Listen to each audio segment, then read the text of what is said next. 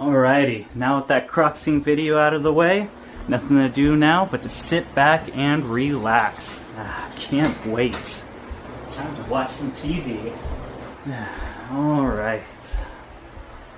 Well, what do we got here?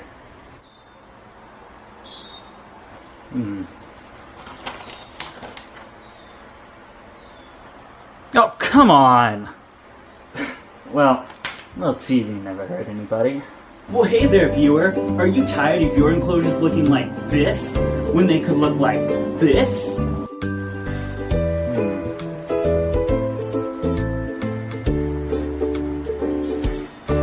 Yeah, I think so.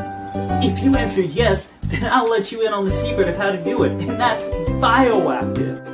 Oh, awesome, but how do I do it? Well, that's easy. All you have to do is subscribe to DVCV Insights, and he tells you all about how it works. Well, if that's all it takes, I'm subscribing right now. Hell, I'll thumbs up if my enclosures can look that good. Sorry, but that one was just too good not to re-show. I mean, that's a banger skit. Bioactive vivariums. It's a new upcoming trend that's starting to get very popular, and really, in my personal opinion, it really is the best thing that you can do for your reptile. However, for the first timers and the people that are just diving into bioactive, it can be very overwhelming on all the little things you need to do to adjust what everything you need, pretty much all of these things. So today I thought I'd talk about the 3 things you'll need to know before starting a bioactive vivarium. So let's sit back, relax, and dive into bioactive enclosures.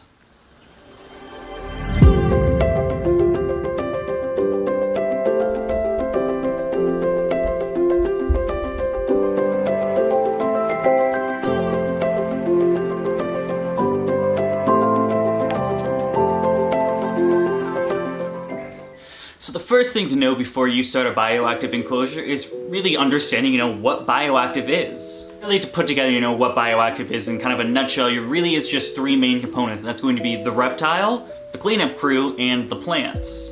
All of these things are going to provide a self-sustaining ecosystem. You have your reptile that is then pooping out, the fecal matter of the bugs that he eats, that then takes for the cleanup crew to eat it, to where the cleanup crew then poops out and provides nutrients into the soil they're using that then gets absorbed by the plants, and well, so on and so on. Circle of life. Of course, I can go into greater detail, exactly what a bioactive vivarium is and really, the art of bioactive enclosures. But I mean, to make it, a bioactive guide for dummies, that's pretty much all you need, is to make sure that you're sustaining a healthy reptile, having the right amount of nutrients and food for the cleanup crew, and then making sure that your plants are staying healthy. Hey, real quick, just through editing this video, I realized I really didn't explain that bioactive concept really well, so we're gonna give it another shot real quick. Really, the general ideology behind creating a bioactive enclosure is really creating its own self-sustaining ecosystem. And this goes further down, even talking about, the reptile, the cleanup crew, and the plants. It goes further into that, going down to the microbes and bacteria that's living inside the soil itself. Oh, I know. As soon as people hear bacteria is bad, we can't have that in the soil. Well, remember, there is good bacteria and there's bad bacteria. And the bacteria that'll be living in the soil inside these bioactive enclosures is actually beneficial to the enclosure itself. These microbes are going to help break down the waste that's created through your cleanup crew and actually create nutrients inside the soil that's really helpful for the plants themselves. To sum it all up, you're basically creating a micro environment, taking a little slice of the world and putting it inside this glass box. It's why I believe bioactive is such an amazing thing, and honestly, it's the best thing you can do for your animal. Now, the general rule when it comes to herb keeping is really trying to best mimic the animal's enclosure that it would be in the wild, and you don't get any closer to the wild than actually creating a little slice of that ecosystem. I think I summed it up a little bit better there. Let's get back to the video. Take it away, past Dakota. I know I'm not the only one that doesn't really have the green thumb and is constantly having plants dying, and this is really how it went for me for months and months before I learned, how to keep plants healthy. And that's actually going to make a great transition point into number 2, which is going to be choosing the proper substrate. Now, choosing a proper substrate for your enclosure is imperative for the longevity of the bioactive enclosure. Really, if you're choosing everything right and have everything taken under control and is, like I said earlier, healthy and thriving, then these enclosures can really last a very long time. I have a few enclosures myself that are going on, I believe, 4, maybe even 5 years at this point. And that has everything to do with the proper substrate. Now, this isn't going to be something where you can just throw in some cocoa fiber, put some springtails in there, and shove some pothos, and you're good to go. No, your substrate needs to have the proper nutrients in order to have these plants, thrive and survive, as well as the cleanup crew themselves. When choosing a proper substrate for your bioactive vivarium, it's really going to depend on, well, what animal you're putting in there. For instance, you wouldn't want to add a bunch of peat moss and a topsoil mix if you're talking about something like a bearded dragon, and for instance, you wouldn't want to do a mostly play sand with cypress mulch for something like a crested gecko. It really needs to be dependent on what the animal is.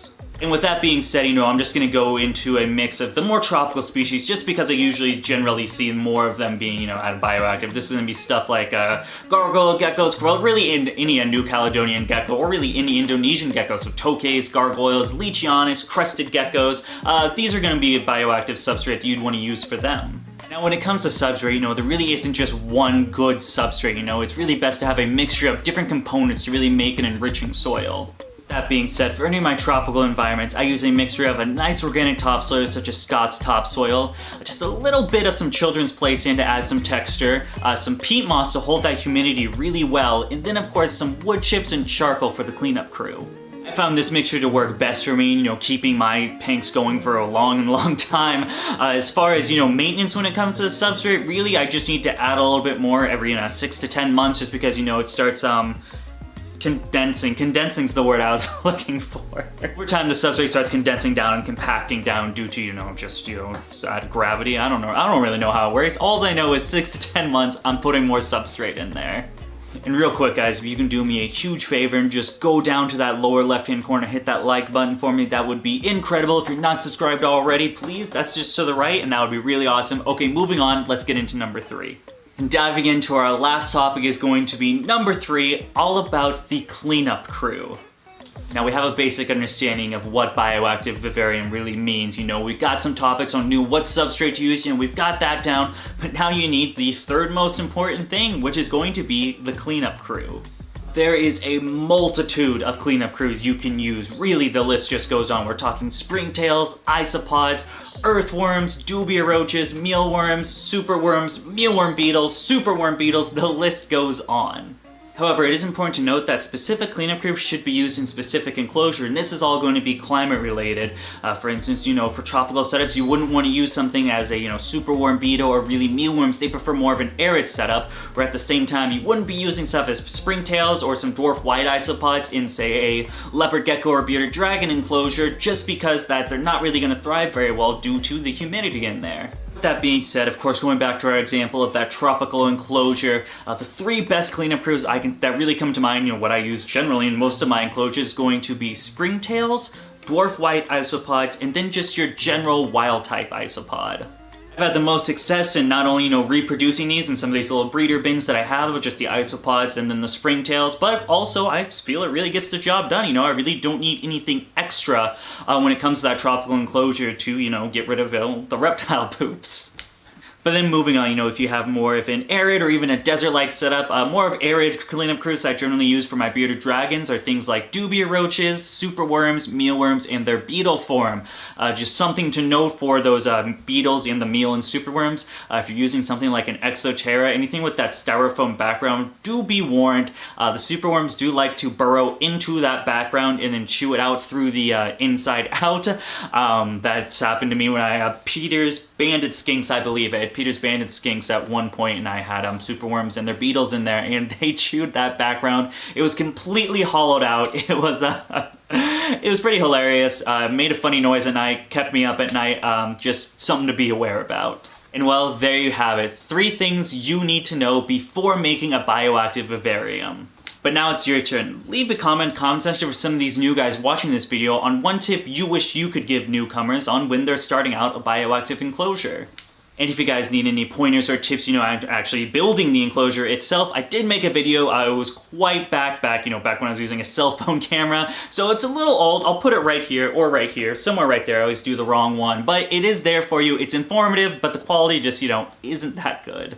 If you want me to do a video on making a more complex setup, really diving in and making something beautiful, let's get this thing to 75 likes. 75 likes. I got some spare tanks lying around. I think I got a 29 gallon or 20 tall, something like that. I could really make a cool crested gecko vivarium out of it and just show step by step on how I did that. So 75 likes and we'll build that vivarium. And other than that, if you want to see some more of my animals or my breeding products, you can follow me on Facebook, Instagram at DBCB Exotics. Other than that, thank you for watching. I hope you have a great day.